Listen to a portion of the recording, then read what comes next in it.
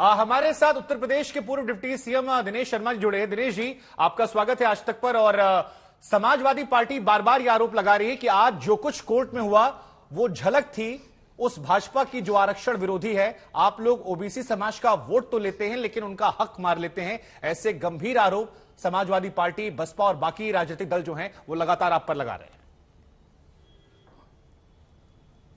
देखिए, अब समाजवादी पार्टी के पास आरोप लगाने के अलावा कुछ बचा तो है नहीं।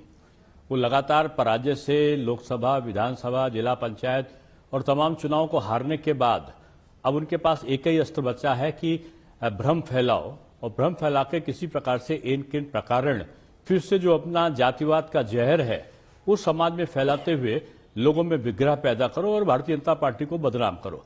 भारतीय जनता पार्टी प्रधानमंत्री के नारे के साथ सबका साथ, सबका विकास, सब पे विश्वास से जो चल रही है उसकी परिणति ये हो रही है कि आज जम्मू कश्मीर शांत है, आज नॉर्थ ईस्ट शांत है, आज सभी जाति और वर्ग के लोग अपने को आपसी समन्वय और सामंजस्य का सुख वो प्राप्त कर रहे हैं।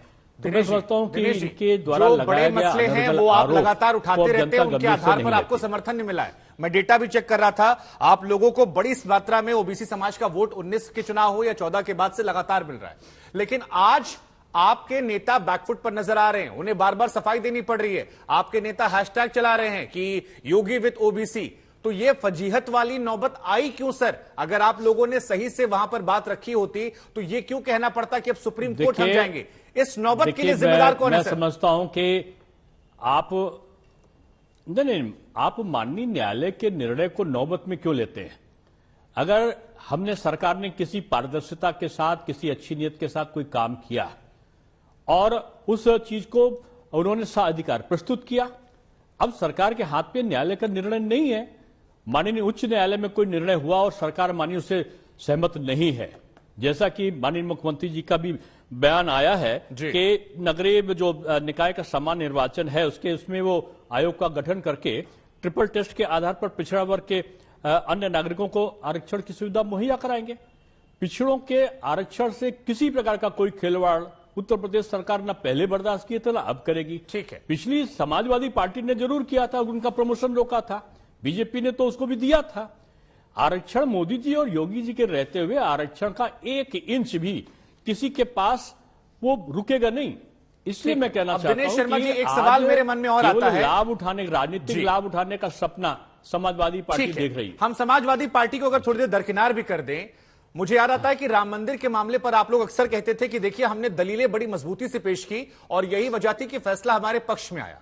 अगर आप वहां क्रेडिट लेते हैं तो यहां पर अगर आपकी दलीलें पेश करने के बावजूद फैसला पक्ष में नहीं आता है और आपको यह कहना पड़ता है कि या तो कमेटी गठित की जाएगी या फिर सुप्रीम कोर्ट जाएंगे, तो फिर क्यों ना यह सवाल उठाया जाए कि दलीलें पेश सही से नहीं की गई? और इसका दूसरे, एक सेकंड सर, और इसके लेकर एक आधार और भी आता है कि बीजेपी या संघ से नेताओं के बयान आते रहते हैं आरक्षण को लेकर। 15 में मोहन भागवत जी का आया था, 17 में मनमोहन वैद्य जी का आया था जयपुर लिटरेचर फेस्टिवल में। तो एक बड़ा वर्ग यह मानता है कि बीजेपी के मन में कहीं ना कहीं है, वो धीरे धीरे टेस्ट करती है कि जनता का मिजाज कितना है, ज्यादा नाराजगी होती तो वापस ले लेती है।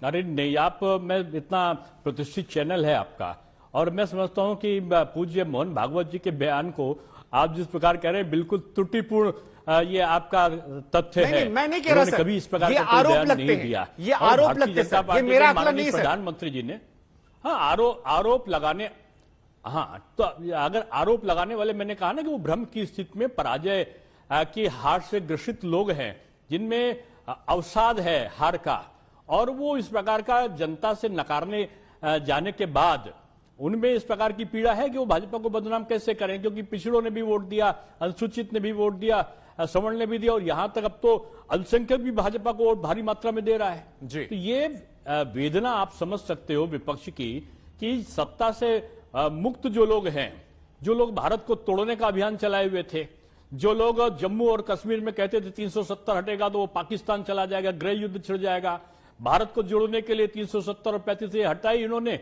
तो अब भारत जोड़ा मोदी जी ने, नॉर्थ ईस्ट को बाहर जो कटने ना पाए उसको जोड़ा मोदी जी ने, अरुणाचल की समस्या, नागालैंड, मेघालय की समस्या उन्होंने दूर किया, त्रिपुरा और आसाम को साथ उन्होंने किया, यानी भारत जोड़ने का काम किया।